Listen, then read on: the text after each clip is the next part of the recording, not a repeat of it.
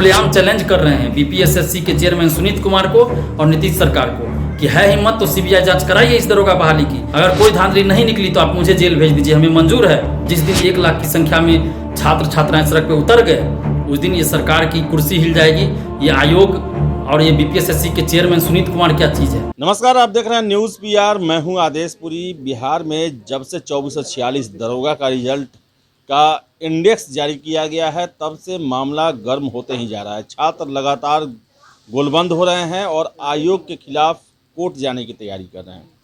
इन सब के बीच में छात्र नेता दिलीप, जो कि पिछले साल जनवरी से ही चीख चीख के कह रहे थे कि इस परीक्षा में धांधली हो रही है, छात्रों के साथ अन्याय हो रहा है, उन्होंने चैलेंज किया है बीपीएसएससी को कि अगर कोई गलती नहीं आपने किया है तो सीबीआई की जांच कराएं।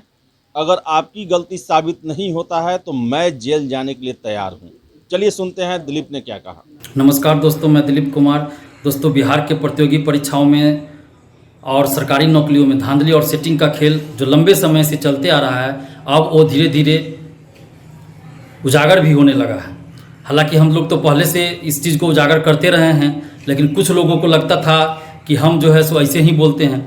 लेकिन कल ही देखिए बीएसएससी प्रथम इंटर स्तरीय बहाली के फिजिकल में 12 लोग ऐसे थे जो गिरफ्तार हुए हैं, वो फर्जी अभ्यर्थी थे और उन लोगों ने खुद एक्सेप्ट किया है कि पीटी और मुख्य परीक्षा वो लोग सेटिंग से पास हुए थे। हालांकि पेपर में 7 ही अभ्यर्थी बताया जा रहा है कि जिनको गिरफ्तार किया गया है, लेकिन जो लोग वहाँ मौजूद थे उन छात्रों ने बताया कि 12 लोगों को अरेस्ट किया गया, ऐसे लोगों को। और सैकड़ों अभ्यर्थी ऐसे हैं जो अपीयर ही नहीं हुए हैं, ताकि उनका सेटिंग वेटिंग नहीं हो पाया होगा, पीटी मेंस में हो गया होगा और फिजिकल में सेटिंग नहीं हो पाया होगा, इस वजह से वो लोग अपीयर ही नहीं हुए। और दूसरी तरफ आप देखिए कि ऐसे पोस्ट जिनमें फिजिकल नहीं था, तो उन पदों पे भी तो ऐसे हजारों अभ्यर्थी होंगे जो पीटी और मुख्य परीक्षा सेटिंग से पास किए होंगे। तो ऐसे लोग तो अभी तक नहीं पकड़े गए हैं और वो आगे भी नहीं पकड़े जाएंगे। इससे पहले आप देखिए बिहार पुलिस में भी 650 से ज़्यादा फर्जी अभ्यर्थी फिजिकल में पकड़े गए थे। और बीपीएससी में भी देखिए रामा किशोर सिंह जैसे लोग 25 लाख लेते थे इंटरव्यू में और पूरा पीटी मेंस इंटरव्यू तक का 55-60 लाख लेके डीएसपी डिप्टी कलेक्टर बनाते थे, जिसपे विजिलेंस ने ही एफआईआर दर्ज किया था और उन पर अभी तक कोई कार्रवाई नहीं हुई है। और बिहार दरोगा में अब देखिए पीटी और मुख्य परीक्षा का जो मार्क जारी हुआ है उसमें आप देखिए कि कट ऑफ से 5, 7, 10 नंबर ज़्यादा लाने वाले परीक्षार्थियों का सिलेक्शन नहीं हुआ है।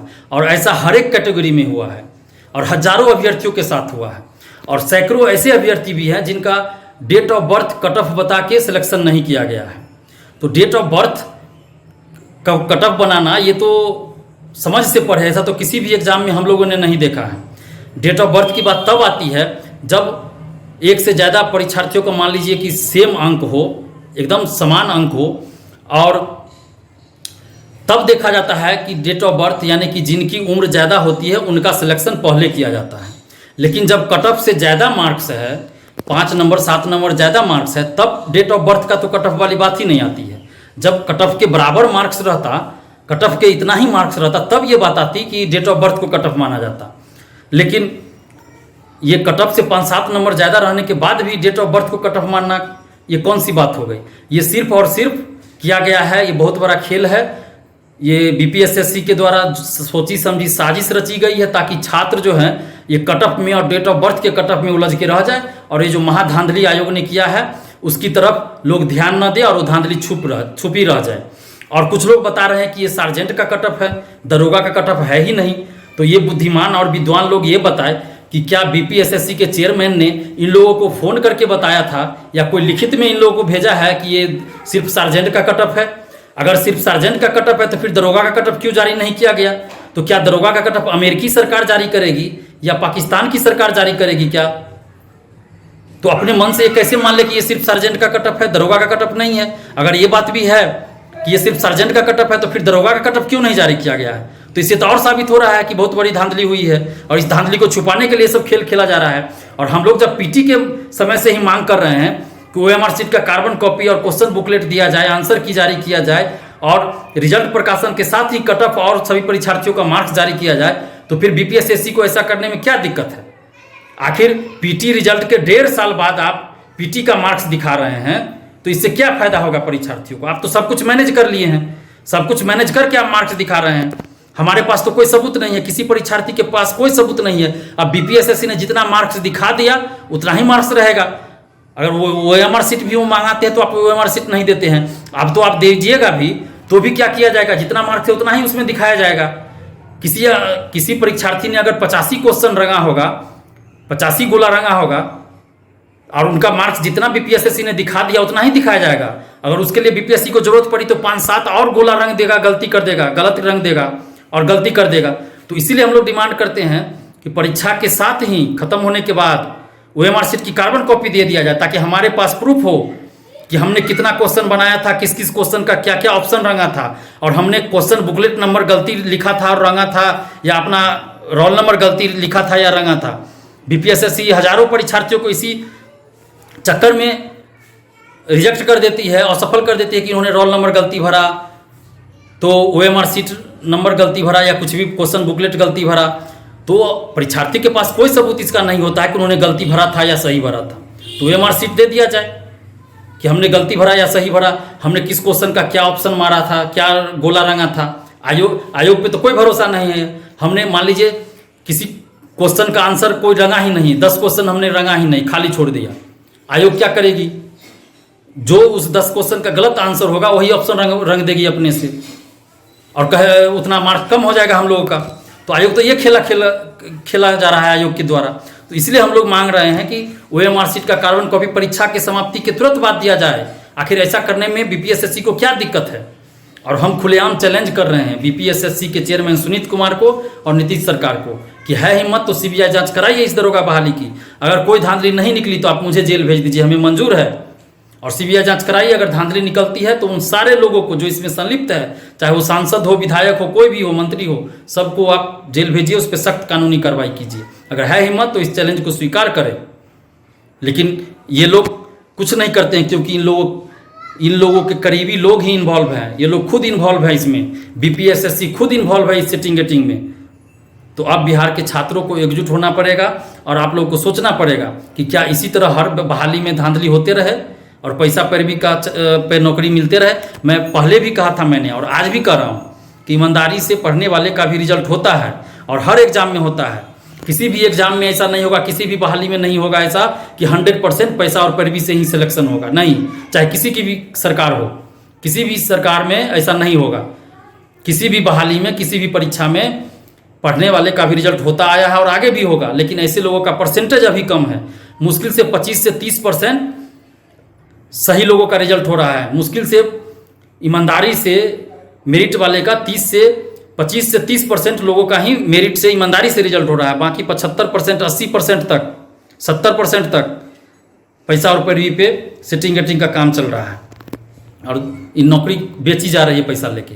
और इसमें बड़े बड़े शिक्षा माफिया इन्वॉल्व है, मैंने कई बार नाम बताया है। तो आप लोग अब यूनाइट होइए, नहीं तो फिर इसी तरह आगे जो 2213 दरोगा बहाली है उसमें भी होगा।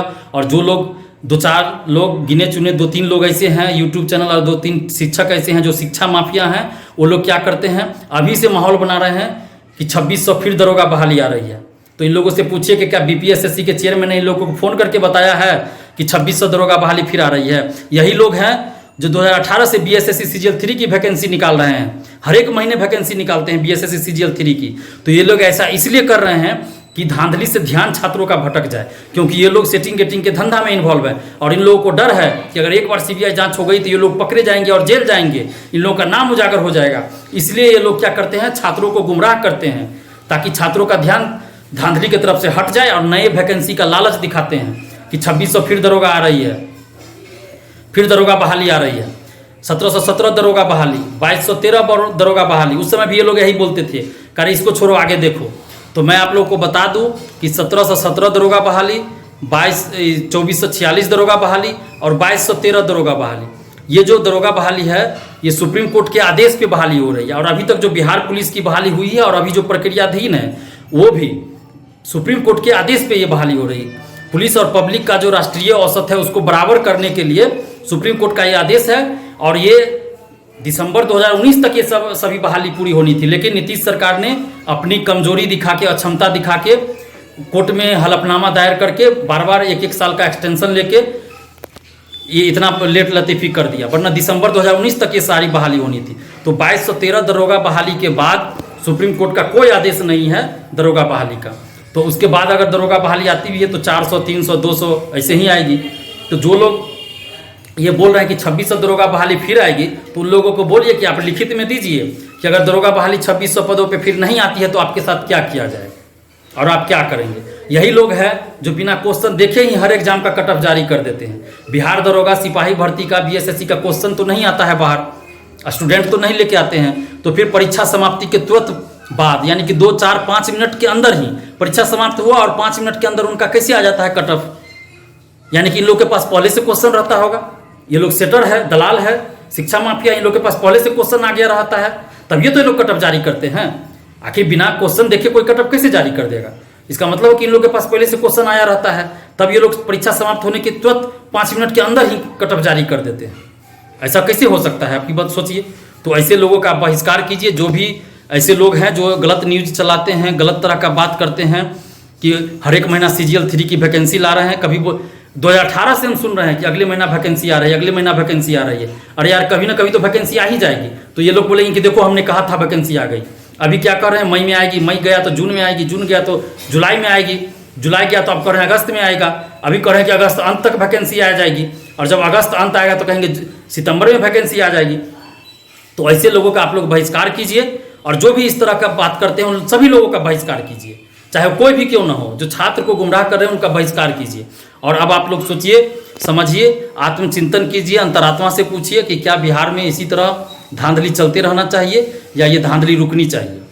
अगर आप लोग चाहते हैं कि पारदर्शिता आए, हमारा डिमांड है कि 2213 दरोगा बहाली में और अन्य जो भी अभी एग्जाम होने वाला आगे उसमें पारदर्शिता लाई जाए, और उसके लिए OMR शीट का कार्बन कॉपी और क्वेश्चन बुकलेट दिया जाए, आंसर की जारी किया जाए, और रिजल्ट के साथ ही कट ऑफ और सभी परीक्षार्थियों का मार्क्स दिया जाए। तो अगर आप लोग हमारा साथ देना चाहते हैं तो हमें कॉल करके बताइए, व्हाट्सएप पे मैसेज करके बताइए। और अभी जो दरोगा बहाली में जो कट ऑफ से ज़्यादा मार्क्स आने के बाद भी सिलेक्शन नहीं हुआ है, तो ऐसे अभ्यर्थी पहले एकजुट होइए।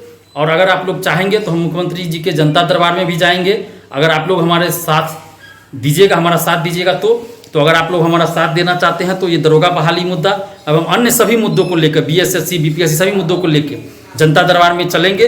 हम लोग को परमिशन तो नहीं मिला अभी तक, हम अप्लाई ऑनलाइन किए लेकिन परमिशन नहीं दिया जा रहा है। तो अगर आप लोग साथ देंगे तो 400-500 लोग एक साथ हम लोग डायरेक्ट जाएंगे। जिस दिन मुख्यमंत्री जी का जनता दरबार लगेगा उस दिन डायरेक्ट जाएंगे, और 2 मिनट के लिए हम लोग सिर्फ मुख्यमंत्री से मिलना चाहेंगे।